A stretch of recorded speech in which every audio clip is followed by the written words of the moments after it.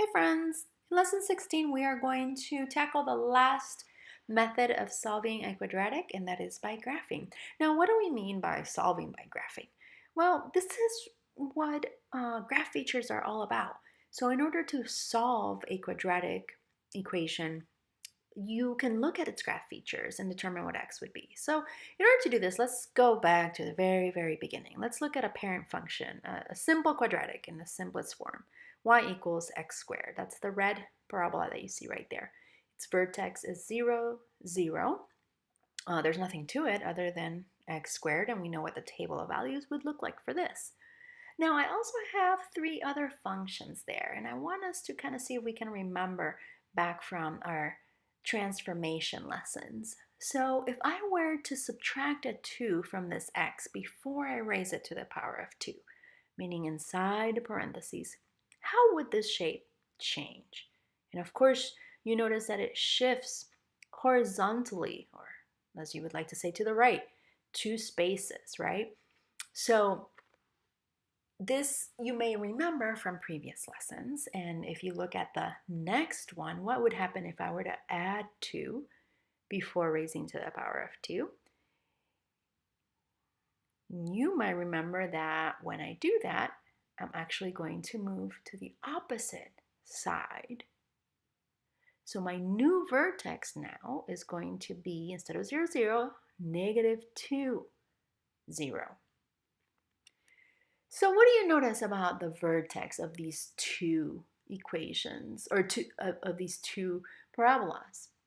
First we had, when I subtracted 2, I had a positive 2, 0, and then when I added 2, I had a negative 2, 0 as my new vertex.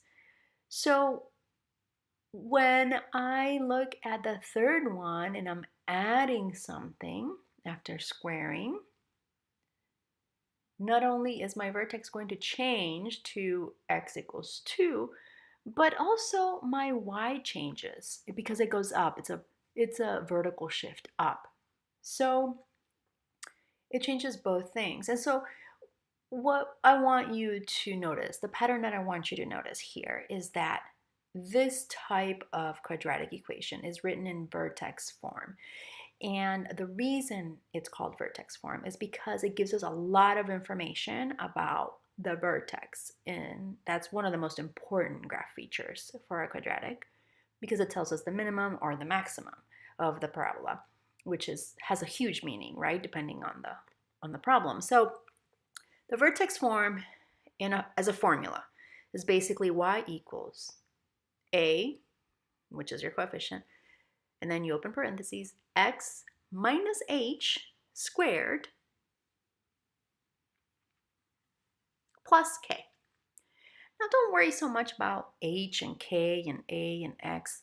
What you want to understand here is that whatever your h value is, the opposite, the inverse. So the inverse of that is going to be your x value for your vertex. And whatever the k is, that's going to be the y value for your vertex. So I'm going to take the parabola that I'm not showing here. Y equals x plus 2 squared. And I'm going to have a hypothetical situation. Let's say if I add 5 to it, what would my vertex be? Well, the inverse of a positive 2 is a negative 2. So that's going to be my x value. And the 5 is going to be my y value, just like that. Now I'm going to graph it to see if this is correct. And look at that. I'm going to add the 5. And then my vertex is going to be negative 2, 5.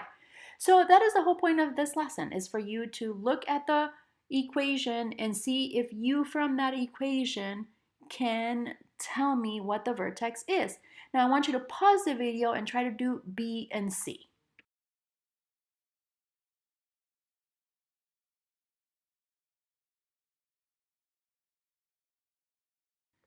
All right, well, here are the answers.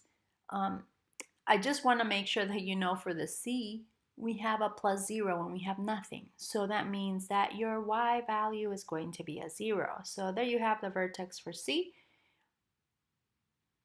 And for B, because we're not adding or subtracting anything, then x is going to be your 0. So yeah, these were a little bit tricky, but I figured you were ready for it.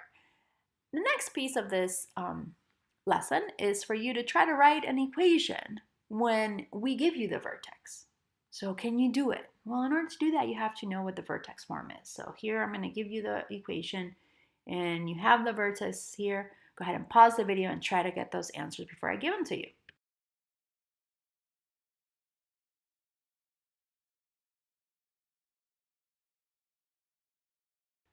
All right, so you have your x and your y value, which are actually the h and the k. The only piece that you have to remember with this is that your h is going to be the inverse. So it's not going to be positive 1.9, it's going to be negative 1.9 when you plug it into the formula. But k is exactly the same, so it's going to be a negative 4. And when you simplify this, you don't actually have to write the plus negative 4, you can just write the minus 4. Let's see, for b, we have an x value of 0. So that means we're not adding or subtracting anything to the x inside the parentheses. So you just have x squared plus your y in this value is going to be 100. So that was where your equation would be like. The next one, just because you have fractions doesn't mean that all of a sudden you don't know what to do. It's the same process. We have an x that is negative 2, and that would be the inverse. So it's going to be x plus 2 squared, and that's a positive 3/2. So that's what the equation would be like.